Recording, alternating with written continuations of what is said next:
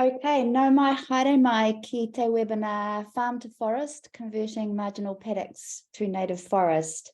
I'm Emma Geeson. I'm the Planting Partnerships Manager for Trees That Count. Thanks everyone for joining. We'd love to know who's out there. So in the chat, if you could just tell us who you are and where you're from, that'd be great. And post any questions throughout the webinar. We'll gather those, and at the end, we can do a bit of a Q&A for anyone that's interested. Yes, and thanks everyone for joining us. I'm here with Sarah Roth, whose name is coming up as Melanie Seafort, who's our partnerships manager. But this is Sarah Roth, our Taranaki-based technical advisor for Trees That Count. She's going to be hosting the webinar today, and hopefully some good tips for anyone looking, especially in this time with extreme weather, about converting their marginal farmland, especially erosion prone areas, to native forest. So thanks for coming, and I'll hand you over to Sarah.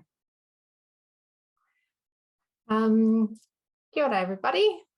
I'm just gonna, oh, there we go. So there's me, as Emma introduced. Thanks for the introduction, Emma. We're just going to start with a bit of background about Trees That Count. I'm sure that since you're here, you probably know a bit, but our organization works to basically match up individual planters, private landowners, community groups, hapu groups, councils to funders. And those can be individual Kiwis, everyday Kiwis gifting for Christmas or Mother's Day, or bigger funders that contribute micro donations or a set number of trees per year. Basically, all those trees go into a pool, and then our applicants apply.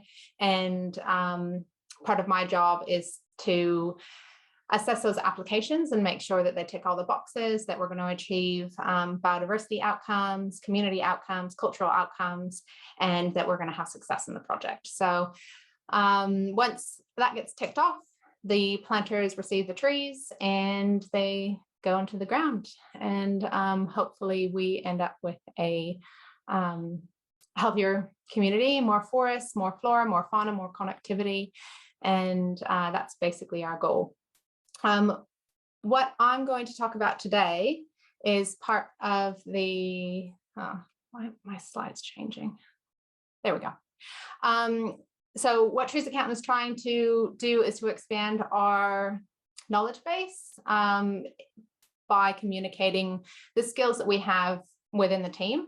Tane's Tree Trust is a really great organization that we work closely with. We do a lot of monitoring together, and we get a lot of information from from Tane's Tree Trust. And part of that is, well, also, we've got 3 technical advisors on at the moment, and we're putting webinars out so that we can all share information about how to improve our environment. So my talk today is about converting marginal farmland into forest. I'm trying to stay away from contentious conversation here, so we're definitely not going to be talking about forestry, radiata pine, or kind of carbon emissions, because that's not really the goal of Trees That Count. What I'm going to be talking about is hill country. It's quite topical, especially after the devastation following Cyclone Gabrielle, and also wetlands, which are quite marginal for a lot of the year, and dangerous for farmers to, leave access for stock. And converting those into forested areas will benefit a lot of things. So the first thing that we'll talk about is the cost benefit analysis of converting marginal farmland into forestry. And that is tied into ecological services and all of what that provides, and kind of a broad definition of what it is. The next thing is site selection. So kind of identifying the areas that would be great for retirement from possibly a farming perspective, but more for an ecological perspective. I think the areas that are going to be easiest to convert and kind of have the most success.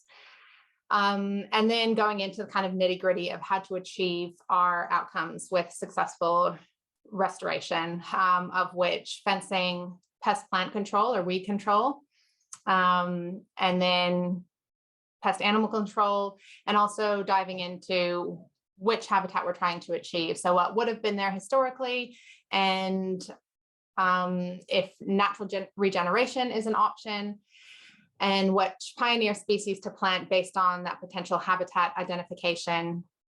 And then after the hands-on work is done, looking into monitoring and maintenance ongoing, and kind of the highlights and things to look for there.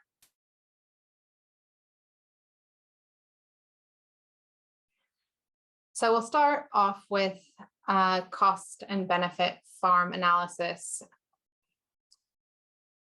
Being an ecologist, I don't have all of the financial details about the financial investments of the land, and I don't have the details available on hand for kind of how much hill country is worth and wetlands is worth versus flat land. But as a general rule of thumb, flat land produces more food and can have higher stock carrying capacity than hill country or kind of swampy, boggy areas. So from an ecological perspective, we're looking at all of the benefits that retiring marginal land gives to the environment and to our community, and also to our stock. So when stock have a protection from high winds and rains, they are going to have higher productivity and higher health and higher yields. We have a couple farmers who are part of our planter groups who have retired a lot of marginal farmland in areas around steep gullies and wetlands, and have found that their stock health has improved significantly because there's areas that they can shelter from. They've reduced stock rates and still been able to have the same sort of outcomes as a farm financially, or even increase because they've reduced their kind of medical expenses and those sorts of things. So it's worth looking into the different stock carrying capacity of your land, and figuring out which areas are the least productive, which actually might not be worth keeping as farmland, because there's constantly ghost intrusion or even natives in parts of farmland. Totara is almost considered a weed in a lot of farming areas because it just seeds into the farmland. I know here in Eastern Taranaki, manuka seeds quite readily into those areas, which is unpalatable to stock. Another thing to kind of identify and consider is spreading your financial risk through different investments. So that's when kind of carbon sequestering and that comes into the equation. So retiring farmland and looking at identifying that land as possibly providing other sources of income. So yeah, the take-home message is basically there's always a trade-off between profitability on a farm and environmental sustainability. And we kind of, as stewards of the land, being farmers or counselors or anything, we need to just be able to consider both sides of the story. So ecological services, as I'm sure most of us are aware, are basically the unspoken or unidentified services that forests provide.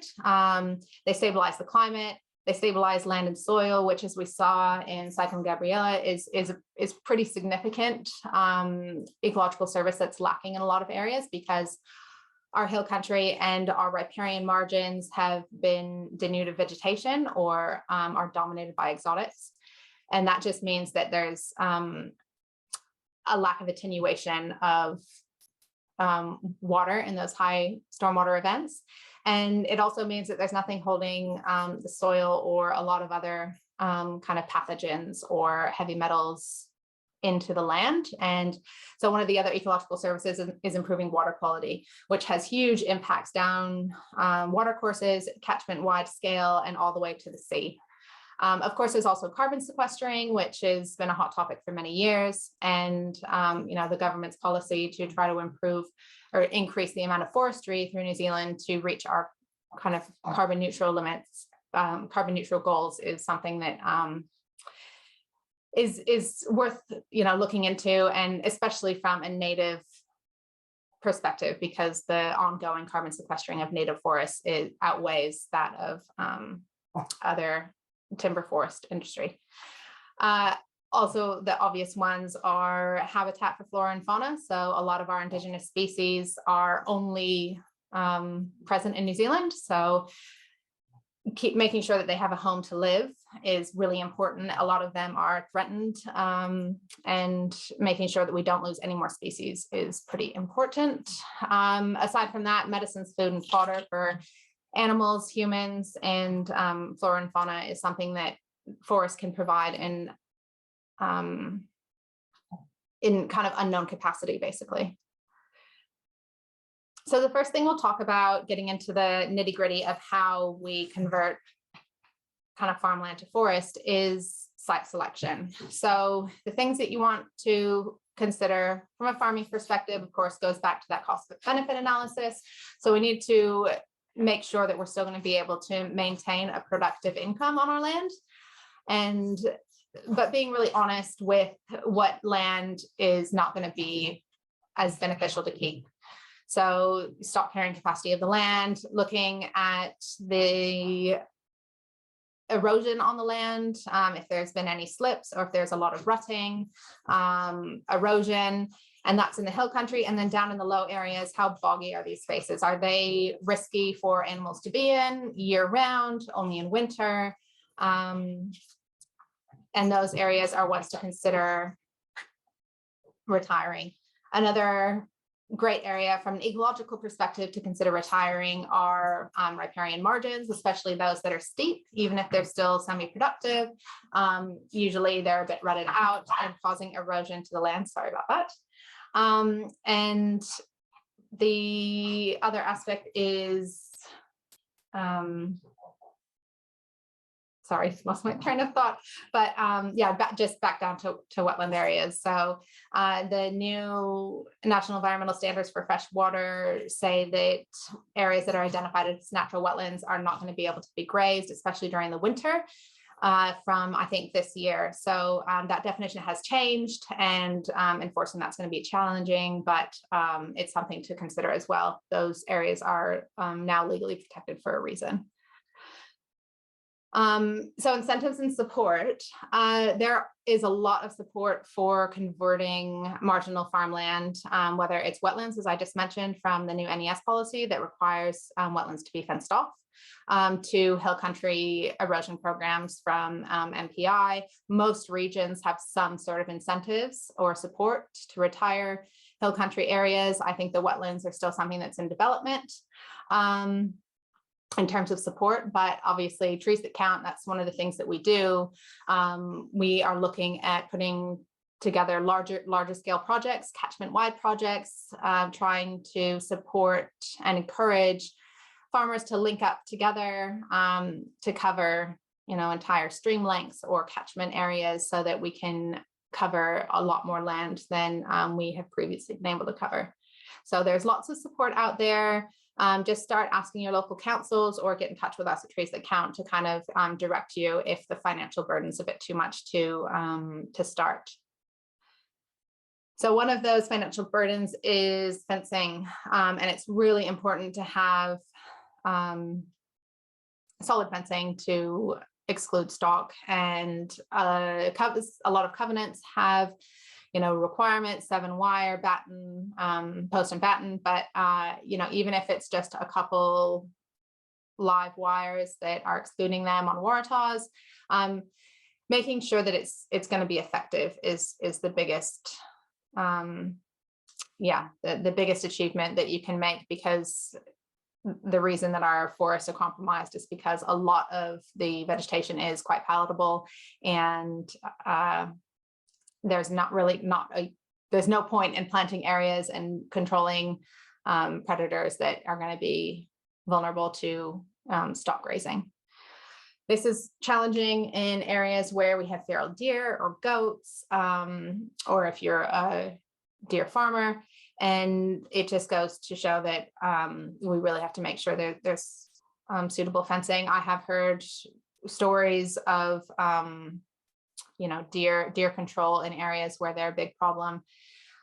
where different people, come together and just work as a group to kind of go around the farms and to reduce those feral numbers. But I'm getting ahead of myself. That's more for the predator control and the pest animal control.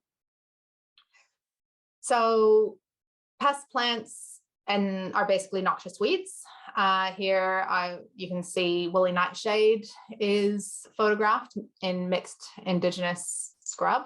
And pest plants are a problem because they basically prevent natural regeneration, or in some cases they reduce the success of our native plantings, our saplings that we put into the ground, either by smothering or just outcompeting them for light or space. So we really need to, it looks like the slide, the writing isn't correct on the slide. Sorry about that. But yeah, walking around your site and identifying the different pest plants that you see is the first step to making sure that you're going to be combating the pest plants. There are a lot of apps for identification. I use PlantNet, which is quite handy, and I recommend it to a lot of people because it has got a wide variety of plants. Also, use us at Trees That Count. There's a really great Facebook page called Plant Identification New Zealand, and everyone's really helpful on there. You put up a half dozen photos and ask what they are, and people usually get back to you within minutes. Just in terms of if it's a friend or a foe, or how much you have to worry about it. Some pest plants spread readily by fragments, some spread readily by birds, and others are, rise through their roots, through rhizomes. So we just have to make sure that we know what we're fighting against so that we can get the best outcome with the least effort. This is when the planning phase comes into your restoration plan, and it becomes really important. Yeah, like I said, identifying them and making sure that we know what we're fighting against. One of the things I'd like to mention in terms of pest plant control, weed control, is herbicide use. So it's a really important tool to have in our toolbox. It's something that we should always use with caution because there are chemicals that have adverse effects on the environment. But again, it's just identifying which chemicals to use on which plants, because some plants won't respond to things like glyphosate. And you need to use something a little bit stronger. So there's no point in spraying a chemical that's not going to work on a plant. You can also mix fulvic acid if you're doing foliar spray, like a 10% solution of fulvic acid into your herbicide mix, and that results in the ability to reduce your herbicide concentration to up to 30%, which is pretty significant. The less chemicals we put in the environment, the better. It's something that I do recommend, especially on wide-scale planting and wide-scale pest plant control, but something to use with caution and knowledge. So we, again, just have to prepare, we have to plan, we have to know what we're fighting against.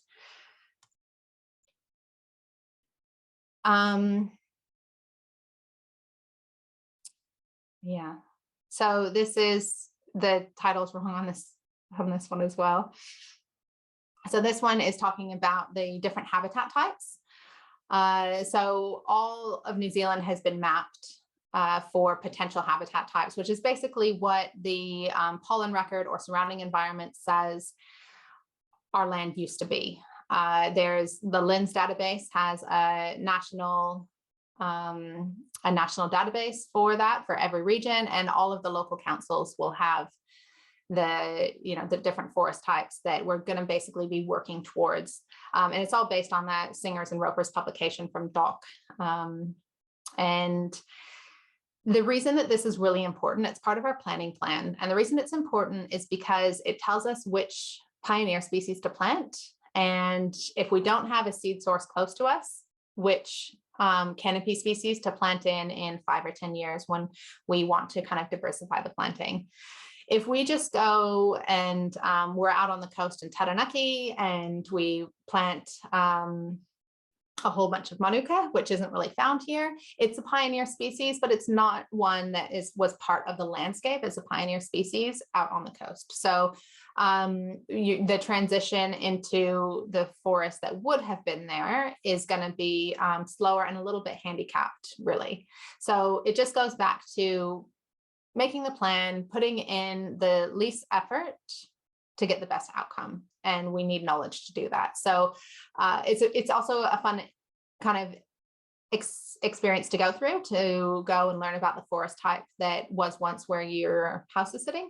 And it gives us a lot more connection to the land. One other really great ways to figure out what to plant is using the forest fragments that are around us. So a lot of gullies or really steep hill country areas still are clad in some form of native bush, to go and look at the plants that are thriving along the edges of those, as long as they're not pest plants.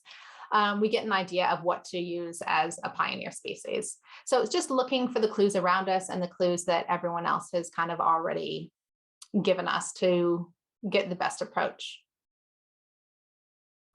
Along that same vein is the strength of natural regeneration. So natural regeneration is basically stepping back and letting the land do what it knows what to do best. I mentioned earlier that totara, as shown in this picture, up in Northland is considered a weed in a lot of farm areas because it just seeds out naturally from birds spreading it, basically. And it's not really that palatable to stock species. So it forms dense totara stands.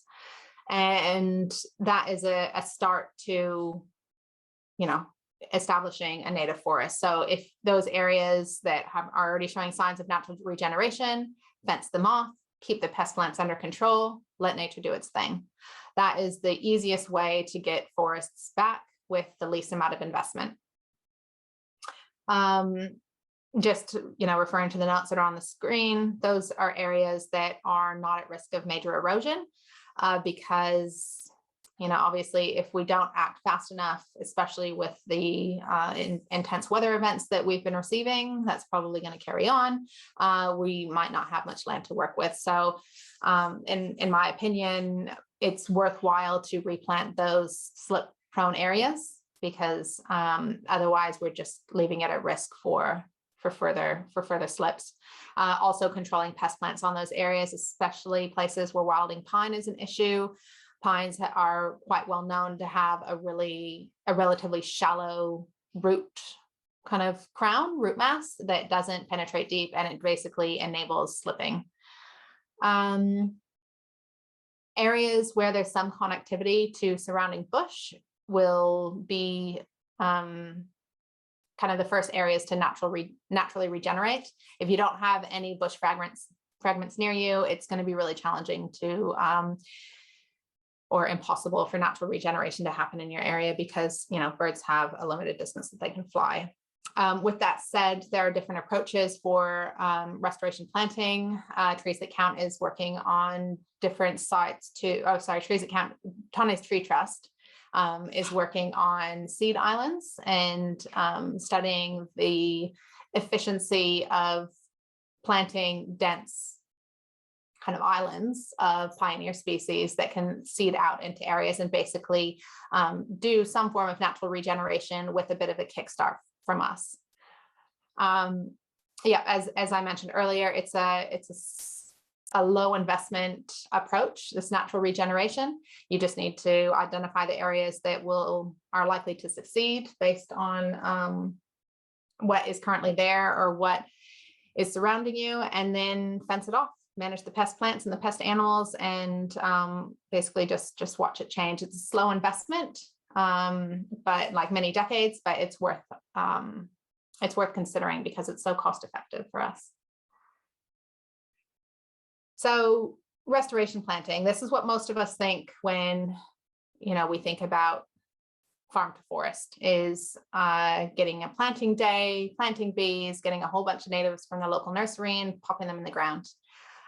It is incredibly labor intensive. It is expensive, but it is also effective if it's done well. And the things that I've talked about up to this point are the steps we need to take to make it succeed. There needs to be a plan. You need to know your area. It needs to be fenced off. You need to know which habitat you're working towards. You need to identify, any sort of local seed source. And then it's time to plant. So it's not something to, go into without thinking. And it's something that does need a lot of attention. So in many areas, pest plant control will need to be carried out initially. Even if it's just grass, you might have to do spot spraying, especially where kikuyu is prolific. As I wrote there, manuka is usually a good option, but in some cases, like coastal Taranaki, it's not a common pioneer species that we see. Lots of different coprosma species are usually part of pioneer species mix across the entire country. Harakiki, Tikoka, those as well, especially in slip-prone areas. Tikoka is great because it has quite a deep taproot and it spreads quite prolifically. Harakiki and Tikoka and manuka are good options for boggy, wet areas. And yeah, just carries on different examples of pioneer species. So this is something to compare against your habitat type. I just see a question coming through about the map that was mentioned. That was from the Singers and Rogers report. So I'll make sure to get a link to that either up on this presentation when it's posted, or to send it through to everybody who came along today so that you can have access to that. So pest animals is something that is also a really important part of natural regeneration and planted regeneration.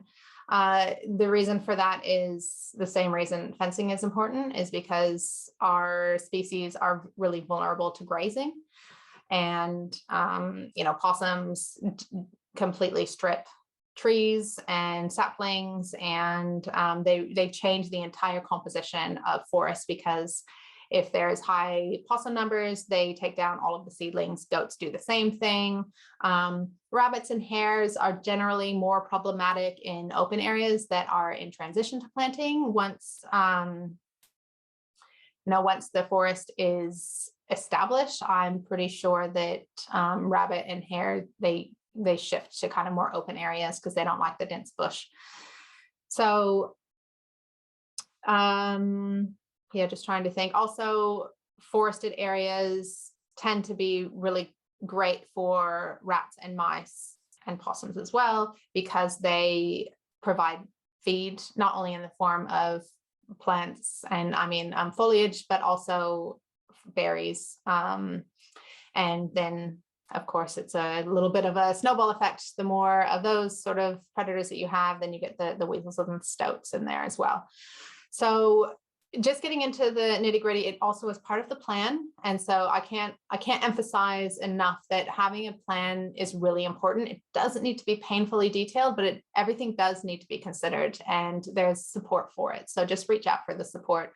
I recommend 50-meter grid layout for bait stations. So you basically take your area, you can use, Google Earth or your local council, just, put a little measuring tape across it and kind of identify every 50 meters, you put a bait station of some sort. Those we recommend changing every 3 months with a higher frequency in spring and autumn, because that's when the flush of kind of reproduction happens. So if you can kill one, pregnant rat, you're reducing the population by many dozens. For traps such as Doc 200s, good nature traps, there's quite a few other models, but we recommend 100-meter grids for traps amongst the bait station. So basically on a bait station, then you'll have a bait and a trap, and then a bait station and a bait and a trap, and you'll kind of go through your whole area in a grid and just kind of create a little path. Those we recommend monthly checking, again, higher frequency in spring and autumn. A few of the sites I've been onto recently for SNAs have had leg hold traps on them. They're not something I recommend. They do need to be checked daily. Otherwise they're quite inhumane. So if you are still using leg hold traps, make sure that you bring your morals into the mix and check them every day. They're quite effective, but they do need to be checked every day. There are some species that obviously the bait stations and the traps don't work for, unfortunately. Rabbits and hares, they are quite challenging to control, especially in areas where you're doing, planting, because you can lose a lot of plants to hares. So for those, you can either do dawn and dusk shootings, or you can do poisons you can do some poisons for them, but you need to pre-feed and kind of get a specialist involved. There's also a few ferret dog contractors that will go and where rabbits and hares are big problems, and they'll smell out their warrens and their nests, and they'll go and send the ferrets down, and they'll basically be really effective in a short amount of time. As I mentioned earlier, deer and goats are another problem. Shooting is kind of probably the best approach for those. I have heard stories of people getting creative and asking for help and working with their neighbors out on the eastern side of the country, East Coast, and they, trapped a whole bunch of deer in kind of one area by luring them in, and then took them away on a truck. And did that for a few days and just really significantly reduced the feral deer numbers. So again, it's all about studying your environment and figuring out what you're up against, and then working for a plan to get good outcomes. Pest animal control along with pest plant control are something that need to be done in perpetuity, forever. Even areas of dense bush, like the Mount Messenger project has really highlighted that. For me, areas without any sort of pest animal or predator control are lacking in the sense of a safe, fully functioning native New Zealand forest. So there's something we need to keep on top of. We can reduce the frequency to a couple times a year to make sure that we keep the numbers down, but it's something that will need to be going on forever. This just comes back to what I've been saying throughout the webinar is, monitoring. It's monitoring our sites and just our general land area and our goals is something that is really important. It's a part of adaptation. We learn about what works on our little microclimate and what doesn't work. Maybe on a neighbor's farm, all the pittosporums work really well, but on yours, you need the coprosmas or something. It's just, there's so many different microclimates based on, the wind or the aspect or the rain or the soil that you sometimes can't know until you plant things, and you have to look at the successes and the failures of which plants actually work there. And part of that is having monitoring plots like this photo here. You can do basic monitoring, just walking through a plot and giving us writing down an estimated percent of what's survived and which plants have survived and which plants have died, and identifying the species. Again, that's really important, because then when you do your infill planting to make sure there aren't a lot of gaps in your kind of young forest, then you can know which species will actually succeed there based on what you've observed. You can also look for pest animal sign. If you have decided not to do rabbit control because you haven't seen rabbits around, you can look for sign of rabbits. Or if you decided not to do bait stations and just to do traps, but then you're getting a lot of sign of rats, then maybe you should put in some bait stations. All of those sort of things. It's all about observing and, either documenting that on paper. We have a couple different forms that you can fill out: an advanced monitoring and then a basic monitoring. You can just keep a diary, or, if you're part of the Trees That Count, keep it on your profile. It's really important to be able to catch problems in your kind of restoration areas before they get out of hand, especially with pest plant incursions, because if you get, an area where, Tradescantia, for example, Wandering Willie is starting to creep in, we really want to make sure to remove it before it gets out of control, because that's one that's quite hard to control. There's so many pest plants that you can speak that for. Just reflecting on the extreme weather events that we've experienced recently, observing areas that have slipped or are eroding away in our streams or our riparian areas is good, because we can look to, if there's a slip in a steep gully, we can look to kind of maybe push back the fence at the top of that and plant further back to stabilize the ground to prevent future slips. Instead of just replanting the slip area, we just look to expand that forested area back, because big trees, they slow water flow, they catch debris, they stabilize the land by digging their roots in and everything. So there's a lot of really important things to learn from monitoring and observing your efforts. The maintenance side of things is a response to your monitoring. It's coming up with a game plan, an adaptive game plan to something that maybe you didn't foresee that needs changing. Maybe you need to take out all of the, teotoki from your planting plan because they're just getting hammered by the wind, or, like I mentioned earlier, there's, pest animal change that you can make. Maybe you haven't caught any animals in your good nature trap for a year and a half, and then that's not really one that's worth having because they're so valuable. You just sell them on and then someone else can get better use out of it. The photo here is of Roth, which is out in eastern Taranaki. It's a predator-proof fence around a lake, and they've got a kiwi creche and things in there. And they had a major slip from last year that they'd been monitoring for a long time. They've got someone posted there basically 24/7, someone going, not posted there 24/7, but going there every day, twice a day, to check to make sure it hasn't fully slipped out from under the fence because of, the risks to all the animals in there if that fence is compromised.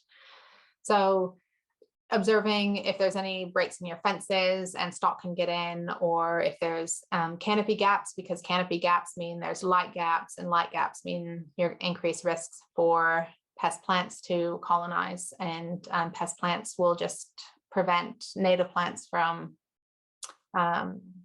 being able to regenerate, and some of them can take over canopies and end up killing native forest, even mature trees.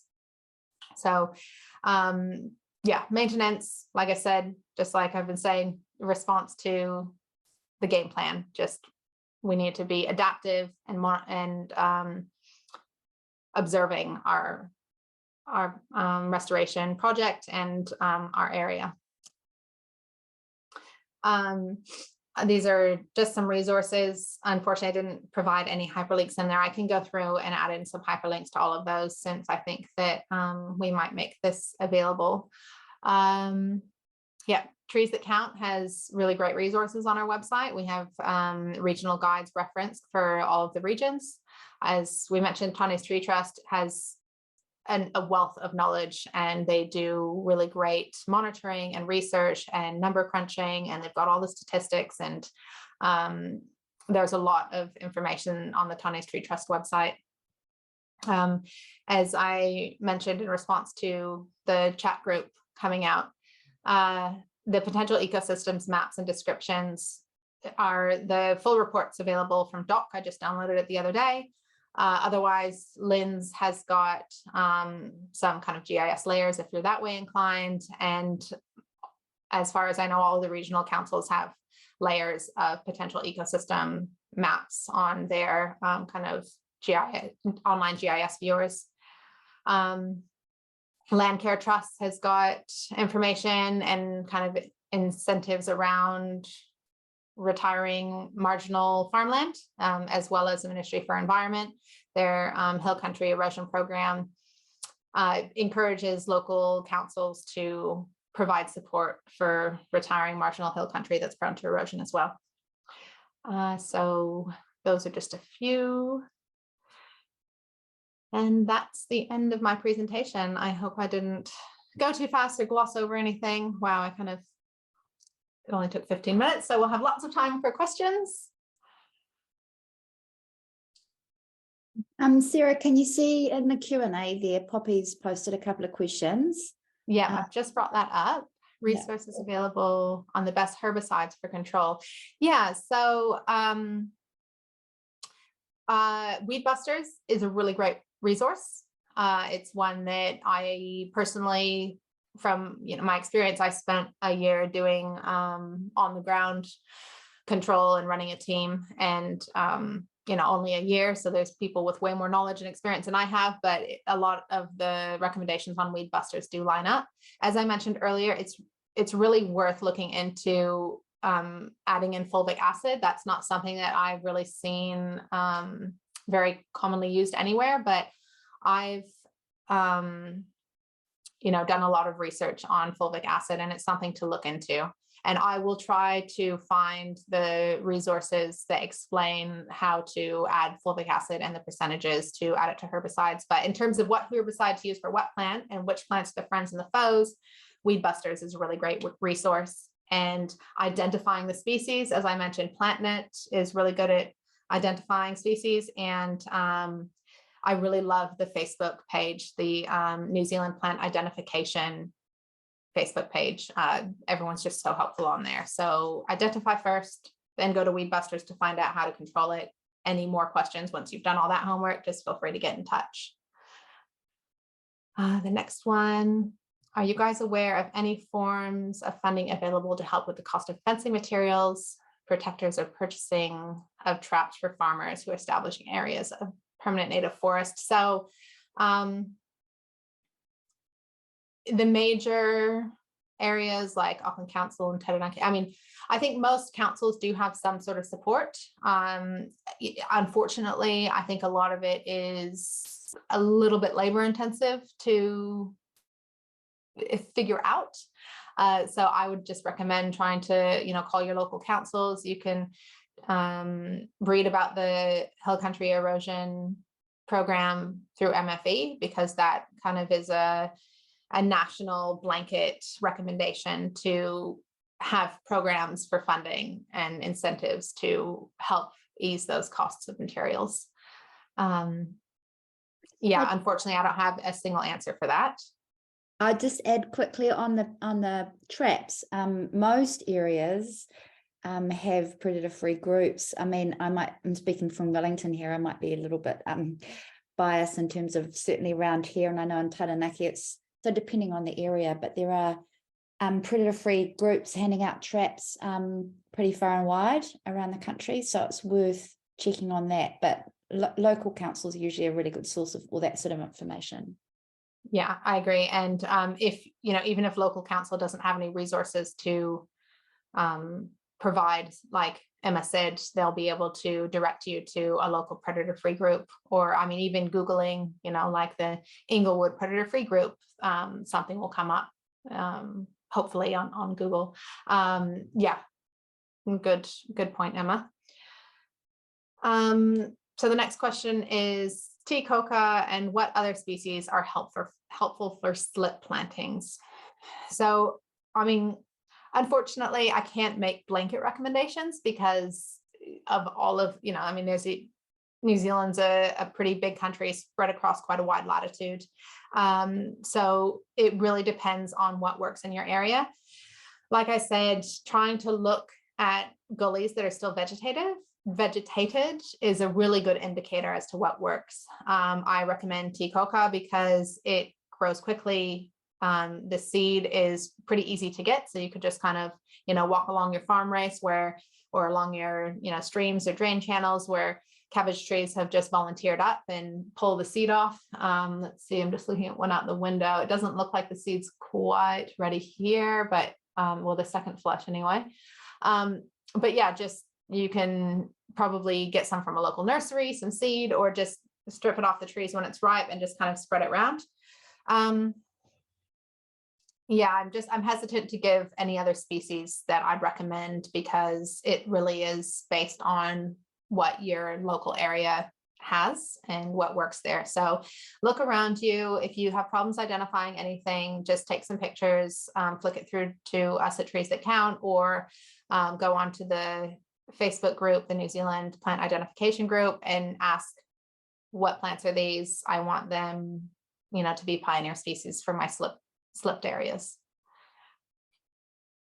Let's see, so those were all the areas on the question answer section. If someone is looking for it, don't worry, because I'm looking at both the question answer area and the chat group. So if you have any questions, just pop them on either one of them. So someone posted the potential natural vegetation layer. Thank you.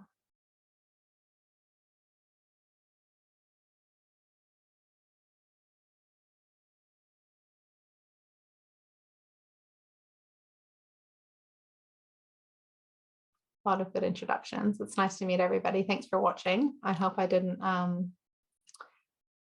didn't go too quickly. Great. Emma, do you want to wrap it up and well, thanks, Sarah. That was awesome. I've learned lots as well. And thanks to everyone for coming. We will make this recording available for people that couldn't make it, and also Sarah's presentation. We'll figure out how we do that, whether we email it to you all or using our Facebook page. But also we're keen to keep this sort of webinar series running through the year. We've got some really great technical advisors with lots of knowledge. So if anyone has particular subjects they're interested in, just get in touch and let us know, because we want to be providing information and insight on things that are as useful as possible to all of you. So just get in touch, hello@treesaccount.co.nz, or via our Facebook page, send us a message. And if anyone is interested in applying to us for support for their native forest restoration projects, just go to our website and you can register there as a planter and lodge an application. But you can also just get in touch with me if you've got any questions about eligibility or how it all works. There's a lot of information about it on our website, so start with that, have a good old read. And if you've got any other unanswered questions after that, just get in touch. You can get to me via hello@treesaccount.co.nz as well. It'll all end up in the right place. So feel free to get in touch. And thanks heaps for coming. I'll let you all get back to your day. Thanks, everyone.